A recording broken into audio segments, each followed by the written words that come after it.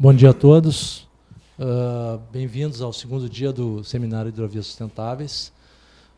Já vamos direto para a apresentação, né? Agradecer a presença do Cláudio Oliveira, né, que vai nos apresentar uma palestra Desafios para a Gestão Ambiental dos Portos de Pelotas e Porto Alegre. Obrigado, à vontade. Muito bom dia, muito obrigado pelo convite, professor Ícaro, professor Osmar. Eu sou hoje administrador do nosso porto de Pelotas. O Bruno Almeida, que está aí pelo programa como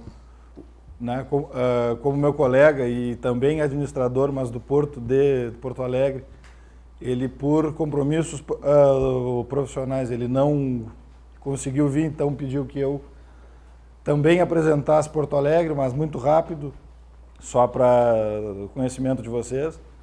Eu vou primeiramente mostrar qual é a nossa estrutura.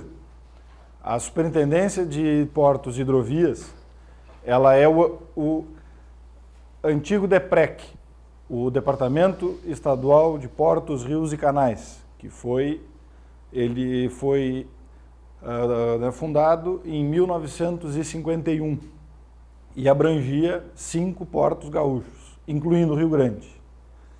Em 1998, houve uma separação deste departamento e foram criadas 2 superintendências, a de Portos e Hidrovias, que administra os portos interiores, Porto Alegre, Pelotas, Estrela e Cachoeira do Sul.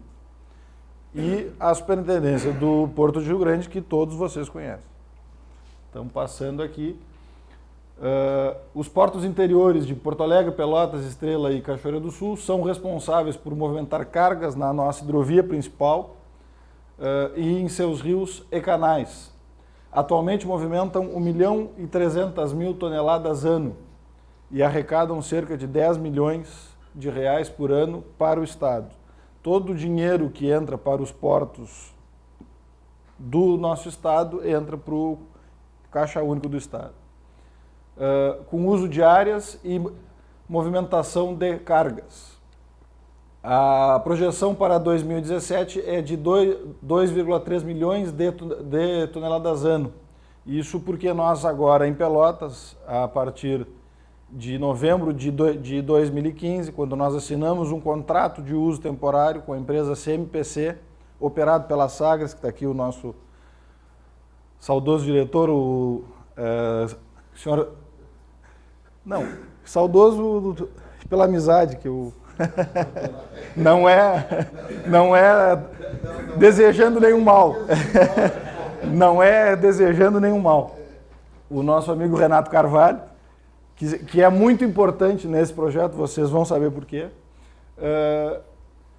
Os portos de Porto Alegre e Pelotas estão hoje licenciados ambientalmente pela FEPAM, possuem o regulamento de exploração portuária e os planos de desenvolvimento e zoneamento atualizados.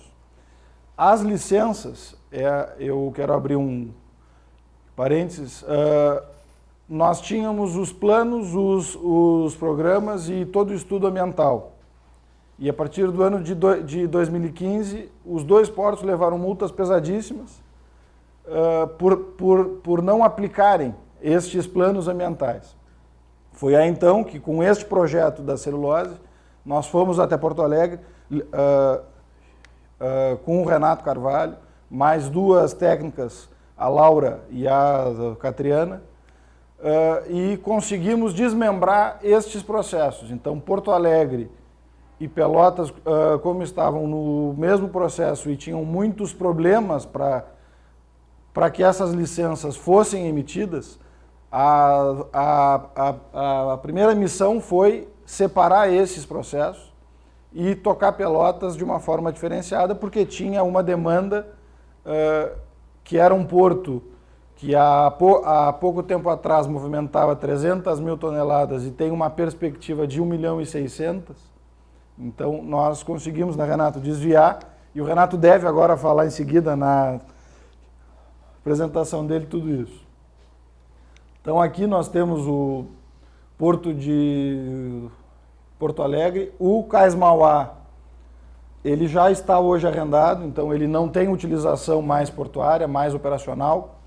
O porto de Porto Alegre é o Cais Navegantes e o Cais Marcílio. Está mais ou menos 2,5 km de porto ativo. Essa parte toda aqui, que vai perto da rodoviária de Porto Alegre até quase na usina do gasômetro, é tudo arrendado para o Cais Mauá para outros projetos, não é mais uma área operacional. Pelotas, nós temos essa estrutura aqui, que são esses 3 armazéns alfandegados. Esta área é a área da celulose, que já com a reforma. Então vocês podem ver que esta parte aqui é esse armazém. E esse pátio aqui era uma área totalmente ociosa, não tinha utilização operacional nenhuma. E hoje é responsável, hoje é o nosso principal cliente dentro do Porto de Pelotas. Aqui, só para mostrar para vocês, nós temos o Porto de Estrela, tem mais ou menos o mesmo tamanho de cais do Porto de Pelotas. Ele é o nosso irmão mais novo, ele veio para o estado. Bom dia, tudo bem? Ele foi delegado para o estado em agosto de 2014. Ele não tem ainda licenciamento ambiental, ele não tem ainda PDZ, ainda não tem REP, ele está ainda bastante atrasado perante aos nossos 2 portos. Cachoeira do Sul, na verdade, ele seria mais uma instalação portuária do que um porto, mas nós chamamos ele de porto. Nós temos no porto de Porto Alegre, nós temos um pátio de 37 mil metros quadrados, que é um terminal multipropósito para vários tipos de cargas. Uma retroárea de 15 mil metros quadrados, mais outros pátios que totalizam aí 12 e 13 mil metros quadrados. Isso é basicamente para mostrar que existem áreas ainda para serem ocupadas, e isso aqui tudo é para gerar receita para o estado. Então, Pelotas, nós temos uma área alfandegada de 18 mil metros quadrados. O terminal da celulose ocupa 23 mil metros quadrados. Nós temos um terminal privativo da Sagres, que fica próximo do porto público. Um terminal reto portuário que movimenta grãos, a Jaime Pover. Uma área de expansão dentro da poligonal de aproximadamente 64 hectares, tá? Que essa mesma aqui foi um erro. Então, nós temos a Chácara da Brigada, que é uma área de preservação permanente. Nós não podemos instalar nenhuma grande empresa ou com um grande potencial poluidor. Nós temos hoje uma restrição com a FEPAM, mas é uma área operacional nossa. Nós temos o terminal do Cadem, que são 16 mil metros quadrados do lado do porto. As nossas áreas da influência direta, então vocês podem ver que a movimentação maior é na região metropolitana e um grande centro, obviamente, é o nosso Porto de Rio Grande, que é o principal porto gaúcho. Aqui vocês podem ver melhor ainda com o nosso PIB. Isso são dados de 2012, eles estão um pouco defasados, 5 anos, mas mostra que a concentração de renda e do PIB é na região metropolitana, mas Rio Grande e essa região nossa de Pelotas, elas desempenham um papel muito importante dentro da nossa economia e estão próximo da nossa hidrovia principal. Então, mostra que a hidrovia principal tem muito potencial. Ela é pouco utilizada, mas tem bastante potencial. Os produtos movimentados nos portos interiores são esses aqui, de carga geral, transformadores, torres eólicas e guindastes para plataforma offshore, são no porto de Porto Alegre. As toras de madeira, Pelotas, sal, Porto Alegre, 90% do nosso sal consumido chega até Porto Alegre, então é muito importante que este porto para o Estado. Fertilizantes, Porto Alegre, Rio Grande e Pelotas recebem muito. Cevada, milho, arroz e trigo. Cevada é um projeto novo da empresa Ambev, que está levando cevada para Porto Alegre. E milho, arroz e trigo é nos portos de Pelotas e Rio Grande. Então, a nossa hidrovia, né, como vocês sabem, ela ocupa uma posição estratégica no sistema hidroviário nacional. Mantém uma rede de rios, lagos que margeiam os municípios, sedes dos principais polos industriais e agrícolas do estado, convergindo a Laguna dos Patos, uma das maiores do mundo em extensão, com 265 quilômetros, que liga o Oceano Atlântico. Esses caminhos naturais formam 750 quilômetros de hidrovias, tá? Que são todas essas aqui, mais a Lagoa Mirim. E a SPH é a única superintendência responsável pelo balizamento e pela sinalização desta hidrovia. Então, hoje são mais ou menos 400 sinais náuticos que eles são gerenciados pela Superintendência de Portos e Hidrovias. Então, vocês podem ver que a nossa responsabilidade em relação na hidrovia começa a aparecer também. Eu sempre aqui. Atualmente, a nossa hidrovia movimenta 6 milhões de toneladas ano. Até um ano e meio atrás era 4 milhões e meio. Mas com o aumento da planta da celulose em Guaíba, a movimentação de celulose de Guaíba para Rio Grande fez com que os números eles disparassem. Isso é só da nossa hidrovia principal, isso é só o que passa, bom dia, o que passa pela Lagoa dos Patos. Isso não é a movimentação do porto de Rio Grande, que é muito maior, são 38 milhões por ano, mas a nossa hidrovia hoje movimenta 6 milhões, e aí são todos esses produtos que eu já tinha falado, mais o transporte de passageiros que nós temos 40 travessias aqui no estado, que também são certificadas pela SPH. Os portos de Porto Alegre e Pelotas possuem licença de operação emitidas pela FEPAM desde 2015, implantando seus planos e programas ambientais com auxílio da iniciativa privada e parceiros que utilizam os portos. É uma forma de parceria que vem dando certo e auxiliando os gestores, tendo em vista os altos custos de manutenção destas licenças. Só para, se vocês terem uma ideia, o Porto de Pelotas, quando eu assumi, em fevereiro de 2015, ele arrecadava R$230 mil por ano. Ele custa para o Estado R$1.300.000. A conta nunca fecha. Ele arrecada 230 e ele gasta 1.300.000, não vai nunca fechar. Só essa nossa licença, o custo para implantação, sem contar manutenção, feita pelo nosso amigo aqui, pelo professor Renato, era 1.250.000, né, Renato?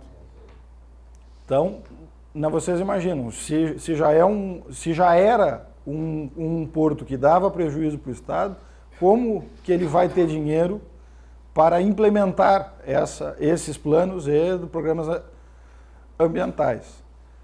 Claro que agora a nossa realidade é um pouco diferente. Bom dia. Catriana, que eu tinha falado, Falei de ti. Sim, sim. Tudo bem. Hoje nós terminamos 2016 com uma arrecadação de R$850 mil. Seguimos com a despesa de 1.300.000 e esperamos em 2017 ultrapassar uma receita de 1,5 milhão, equilibrando receita e despesa. Então, o nosso dever, né, de casa está sendo feito, mas contamos com a parceria que eu espero ser bastante duradoura com a Sagres e a CMPC. A Sagres hoje opera o porto, é um dos operadores portuários, e eles, através de um termo de compromisso assinado pela Secretaria dos Transportes, eles custeiam a implementação dos planos e programas ambientais. A manutenção não é com eles, é depois conosco. Então aqui, esse termo que eu já tinha falado. A nossa licença, ela tem condicionantes, são 24 planos e programas ambientais, entre planos e programas, divididas em 3 áreas. Nós estamos agora no 11º, né, 11º plano ou programa já.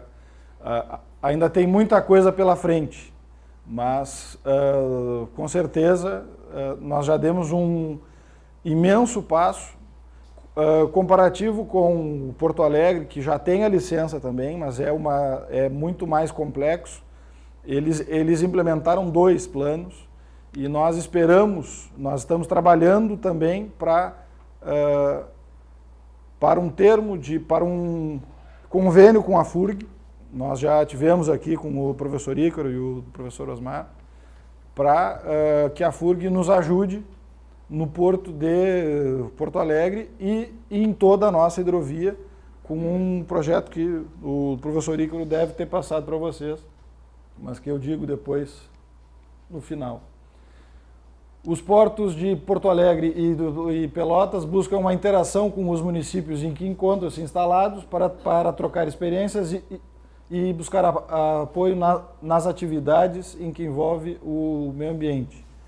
Nós temos hoje, eu falo mais de Pelotas. Pelotas, o nosso grande problema é que Pelotas tem 89% do seu esgoto não é tratado e é jogado basicamente no canal São Gonçalo, que é o canal que o porto ele hoje está. Então nós temos um problema enorme que não somos responsáveis, mas nós estamos lá no meio. Quando nós começamos a obra, quando a celulose começou a obra, eles são nossos clientes, nós não temos nada a ver com, né? Para também deixar claro. Nós fomos pegar as plantas do porto e vimos que todo esgoto in natura do porto ele era jogado diretamente no nosso canal. Então nós somos também poluidores e devemos trabalhar. Esse é um dos nossos grandes desafios, já usando o tema aqui da palestra, é tentar modificar e também reverter essa situação, é colaborar para que isso mude. Num convênio com a SEMA, para a cessão de equipamentos de batimetria de última geração que servirão para os controles ambientais e vias navegáveis. Então aqui vocês podem ver, isso é meramente ilustrativo, mas como isso é o resultado de uma batimetria multifeixe. Poucas empresas hoje no país têm esse equipamento. O nosso estado adquiriu via recurso do Banco Mundial, ele já está instalado na SPH, numa das nossas lanchas, e ele auxiliará muito a nossa hidrovia, e é uma forma também de nós controlarmos o que tem na nossa hidrovia. Então, ele vai servir para inspeção e manutenção de aproximadamente 350 sinais náuticos. Esse convênio, então, para controle ambiental e também viabilizar e gestionar recursos e convênios com a União para a manutenção de canais de acesso aos portos. Existem hoje projetos de dragagem. Nós, como vocês viram antes, nós temos uma movimentação muito aquém, então o governo federal ele só assim, dirige essas verbas para os portos que realmente demandem e tenham necessidade. Uma das ações planejadas para a hidrovia é um plano de emergência para toda a hidrovia, com pronta resposta em locais estratégicos, visando atender acidentes que possam acontecer. Bom dia. Isso é um dos projetos que nós conversamos já com o Renato, com a Triana, com o professor Ícaro, é de que se tenha um plano integrado entre os portos e que dê pronta resposta aos acidentes que possam acontecer, aos acidentes ambientais que possam vir a acontecer dentro da nossa hidrovia. E o último assunto, e não menos importante, que é diretamente ligado ao professor Ícaro, é montar uma agenda ambiental dos portos. O Porto de Santos tem isso, foi coordenado pelo professor Ícaro, e nós queremos trazer isso para cá. E fica agora um pouco mais fácil, porque tudo isso que eu falei aqui para vocês, a SPH foi extinta. Tudo isso que eu falei para vocês agora, ela vai passar as suas atribuições para a Superintendência do Porto de Rio Grande. Então, foi aprovada uma lei em dezembro, ela foi assinada em 16 de janeiro e ela tem vigência a partir de 17 de abril. Então, nós faremos parte da Superintendência do Porto de Rio Grande e os portos interiores continuarão com a sua gestão e com as suas licenças e com as suas condicionantes para cumprir. E esse é o nosso principal desafio. Então, queria deixar aqui, esse é o principal tema, né, desse evento. Então, o que eu tinha para falar era isso. Fico muito honrado de estar aqui numa plateia seleta, mas tenho certeza que extremamente qualificado. Muito obrigado. Obrigado, Cláudio. Nós vamos abrir para algumas perguntas. Fiquem à vontade.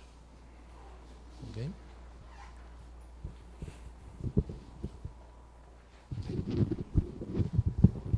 Eu, na verdade, queria fazer só alguma colocação.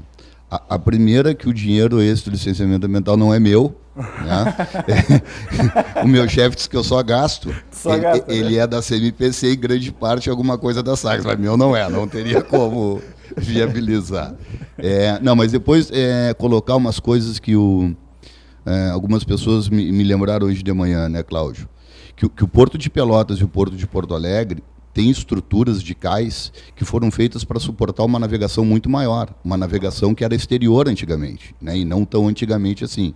Então, são portos com boa estrutura de cais, né, e que já suportaram movimentações maiores.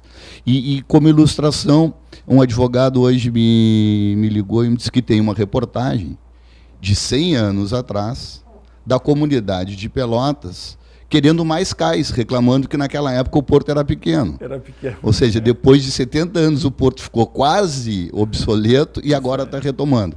Então, acho que só para ilustrar de como esses portos e essa navegação já teve uma importância muito maior para o estado do Rio Grande do Sul do que tem hoje, né? E então aí também os esforços de todos, e agora aqui do professor Ícaro, da universidade, em a gente retomar isso. Não, nós tivemos, professor Renato, O porto de Pelotas, na década de 60, 70, tinha 600 navios por ano. Isso é um número... Navios, não eram barcaças, eram navios. Tanto que o nosso porto, pela Secretaria de Portos, é considerado um porto marítimo. Muita gente ri quando eu falo isso, muita gente acha graça. Mas ele é um porto marítimo porque ele recebia cargas vindas de fora. Hoje nós estamos focando somente na navegação interior. Nós temos hoje, vai agora o nosso caríssimo Renato, não vou chamar mais saudoso, porque senão vão achar que eu estou querendo teu... Mas hoje nós focamos na navegação interior. Obrigado. Mais alguma pergunta, consideração?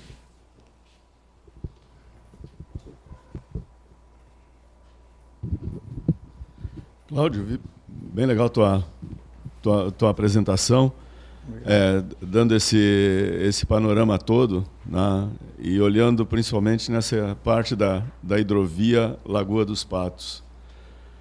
E na questão da hidrovia Brasil-Uruguai, eu vi que falasse ali no multifeixe e tudo, como fica a questão da batimetria, por exemplo, do canal de São Gonçalo, que as cartas que a gente tem só vão até o porto e talvez no máximo, acho que até ali a ponte e da desembocadura até o porto. E depois para dentro, né, e partes estreitas de canal e tudo. E uma segunda pergunta, a eclusa não é um entrave? Nós ontem tivemos, foi muito bom tu perguntar sobre isso, porque ontem nós tivemos em Porto Alegre uma reunião com um representante da Secretaria de Políticas Portuárias, que era a antiga CEP, que ele veio anunciar para os portos que fará um planejamento integrado, e já visando a hidrovia Brasil-Uruguai. Então, dentro desse planejamento que a Labitrans fará, então virá o pessoal da Unisc, que já fez os nossos planos mestres, eles virão novamente, vieram aqui em 2012, voltarão agora e incluirão estudos maiores, mais aprofundados em relação à hidrovia. Então isso poderá ser um dos projetos que poderão ser incluídos, né? Que é ter os dados da nossa hidrovia a partir do porto, já que o nosso porto será o porto de chegada da nossa hidrovia Brasil-Uruguai. Em relação às eclusas, também entra neste planejamento, vão entrar as eclusas, que hoje são administradas pelo DENIT, pela HSUL, e somente a nossa aqui é hoje administrada pela Universidade Federal, por uma agência que é gestionada por dois ministérios, da Integração Nacional e da Educação. Então, obviamente, quando o reitor precisa de verba, ele vai sempre tirando verba dali, e a nossa eclusa vai ficando cada vez mais defasada e necessitando de muitos reparos. Hoje necessitaria mais ou menos 2 milhões de reais para deixar ela funcionando como deveria. Se ela é fator complicador, eu acho que não. Acho até que não. Porque seriam barcaças, nós não teríamos como colocar navios lá. E as barcaças, elas têm de boca entre 12 e 15 metros. A nossa eclusa tem 16, então passaria tranquilo hoje com as nossas barcaças. Então o problema principal hoje, eu não diria que é calado e nem eclusa, é nós termos demanda de carga e termos embarcações que sejam compatíveis com esses nossos rios e nossos canais. Mais alguma? Tudo bom? Fique à vontade. Eu pediria que digam o nome que o professor Asmar falou, eu conheço, as pessoas que estão assistindo talvez não conheçam. Ícaro, do Laboratório de Gerenciamento Costeiro. Eu gostaria que você falasse um pouquinho esse processo de transferência da SPH para a Superintendência do Porto de Rio Grande. falasse um pouco mais, né, fica uma curiosidade, como é que você vê esse novo ambiente, né, institucional. Claro, isso está começando, mas Sim. falar um pouquinho para a gente como é que Claro. fica isso. Nós fomos pegos na surpresa em dezembro, quando saiu esse pacote administrativo do governo. Eu faço parte do governo, eu sou contratado pelo governo para administrar um dos nossos portos gaúchos, então eu também faço parte do governo, mas não sabíamos que a superintendência estava no rol de assim, autarquias a serem extintas. Primeiro foi um choque, porque todo esse trabalho feito em Pelotas, que o professor Renato vai mostrar agora, é maravilhoso e alavancou o nosso porto. Então, primeiro foi o choque. Depois, quando vimos que não tinha mais jeito, nós, a partir de janeiro, a partir da assinatura da lei, nós começamos a trabalhar juntamente com a Superintendência do Porto de Rio Grande e a Secretaria dos Transportes na transição. Nós precisamos que no dia 17 de abril, que é quando... Tudo bem? No dia 17 de abril, quando a SPH virar Superintendência do Porto de Rio Grande, que tenha tudo em ordem, inclusive as nossas licenças, que os nossos operadores portuários possam operar tranquilamente, que os nossos contratos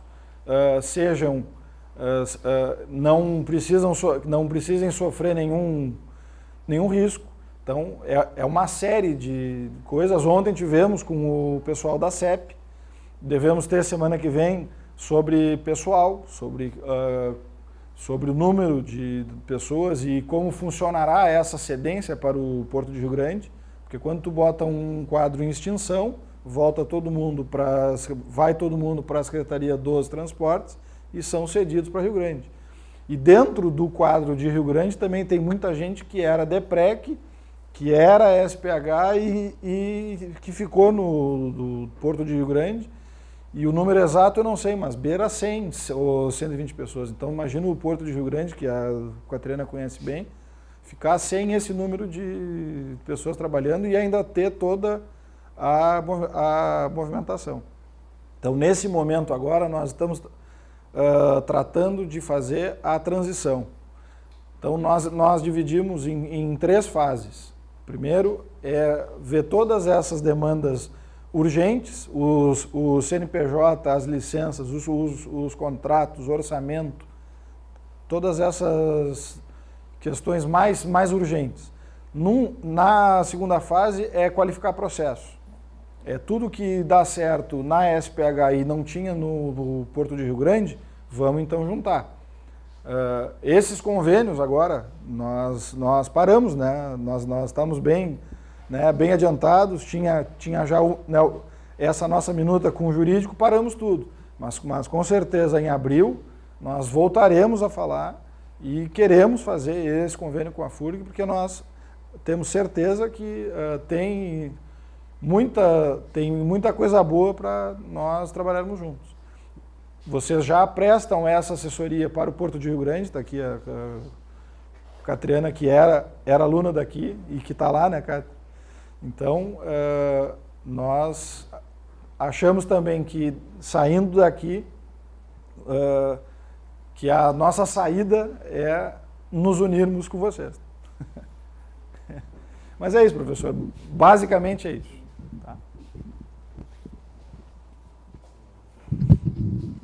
Bom dia.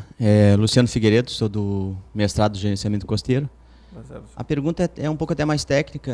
Alguns anos atrás eu trabalhava numa empresa de logística e nós desenvolvemos o primeiro embarque de cargas reefer em navio refrigerado pelo Porto de Porto Alegre. Foi um embarque de maçãs da Agropecuária Esquil, a principal exportadora aqui do estado, entre tantas outras.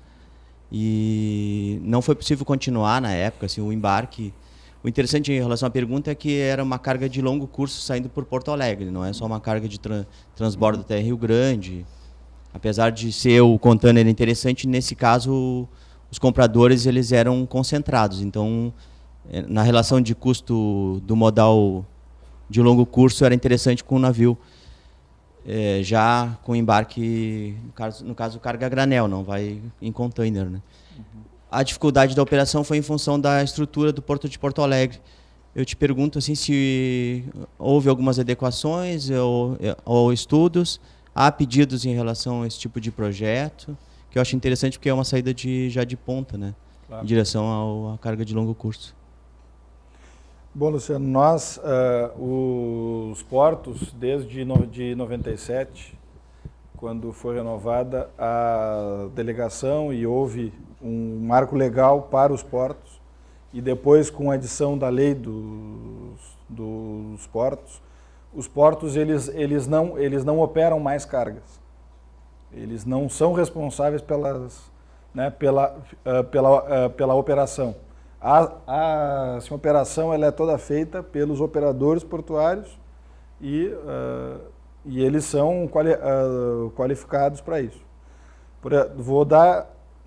Vou puxar de novo Pelotas. Nós temos um guindaste de 1972. Ele tem capacidade de 10 a 12 toneladas. É um Tarcraft. Ele era do Porto de Santos. Ele dá problema sempre. Ele não funciona nunca direito. Obviamente que a celulose, quando se instalou, a Sagres comprou veio da Suécia. Eles importaram da Suécia, para eles, então está dentro do terminal, é sob esteira, é de última geração, mas o operador tinha que ter esse equipamento aqui e tinha que ter outro em Guaíba, porque eles carregam também em Guaíba. Então, querendo ou não, nós temos hoje uma estrutura extremamente defasada. Nós temos uma estrutura deficitária. E eu não tenho vergonha de dizer isso, porque não fui eu que causei isso para o Porto. Então, eu posso dizer muito tranquilo. A nossa parte elétrica dos dois portos é da década de 40. Ainda é fio de cobre com um nylonzinho aquele. Isso é altamente arriscado. As nossas subestações elas não comportam a capacidade, né? E hoje em dia Porto Alegre ela está operando tantos navios e Porto Alegre é um porto importador. Tem diferença entre os portos importadores e exportadores de carga. Porto Alegre mais recebe carga. E o que fazem? Os operadores e os donos da carga contratam armadores com navios que tenham guindastes próprios. Porque se vai depender dos nossos guindastes, não opera. Então nós temos área, nós temos total interesse que novas cargas venham para os nossos portos, mas os portos eles não têm mais essa missão de operar a carga. Eles são gestores e fiscais. Eles têm que cada vez mais fazer isso.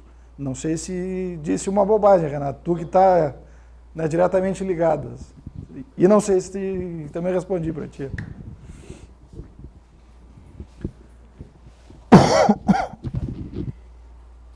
Bom dia. Professor Rafael Sperb, Laboratório de Gerenciamento Costeiro. Diante desse cenário que tu mostra assim, de dificuldade, qual a tua visão em relação à possibilidade de concessão para a iniciativa privada para operar, uma vez que o fluxo de recursos é facilitado pelo próprio interesse, né? E eu vejo essa condição de quem nasceu primeiro, o ovo, a galinha, né? Quer dizer, não tem uso porque não tem condições, não tem condições porque não tem uso, né? Então, eu gostaria de tua visão. Bom, eu gostaria muito que os nossos portos, quando eu mostrei aquelas duas lâminas que nós temos ali das armazenagens, eu quero mais que várias empresas elas utilizem essas áreas ociosas. Nós temos que ter utilização por empresas que tenham interesse em movimentar pela hidrovia. Os portos, eles recebem a carga, ou se não, eles exportam essa carga. Vamos aqui trazer para o Porto de Rio Grande. O Porto de Rio Grande, basicamente, são terminais privados. Não é nenhuma crítica, muito pelo contrário, gostaria eu que as nossas áreas todas tivessem usado. São 38 milhões de toneladas, mas no porto público, na área pública, onde o porto deveria ter maior envolvimento, são 5 milhões de toneladas. E esses 5 milhões é basicamente pela utilização da CMPC, né? E então a iniciativa privada ela está fazendo esse papel e não é feio. Existem as áreas. Nós não devemos operar, não é nem poder, nós não devemos operar. Os portos não podem operar, eles devem fiscalizar e gerir. É gestão. Tanto que Pelotas está já dando resultado, graças a um cliente como a Celulose, mas nós estamos conseguindo equilibrar as contas. Os portos não foram feitos para dar lucro para o Estado. Eles devem se manter. Não é uma empresa para dar lucro, eles devem se manter. Então, basicamente, a minha resposta para ti seria essa. Eu não vejo problema nenhum que a iniciativa privada utilize os nossos portos, desde que a gestão seja ainda pública. Ok. Muito obrigado. Obrigado. Obrigado pela sua participação. Obrigado mesmo.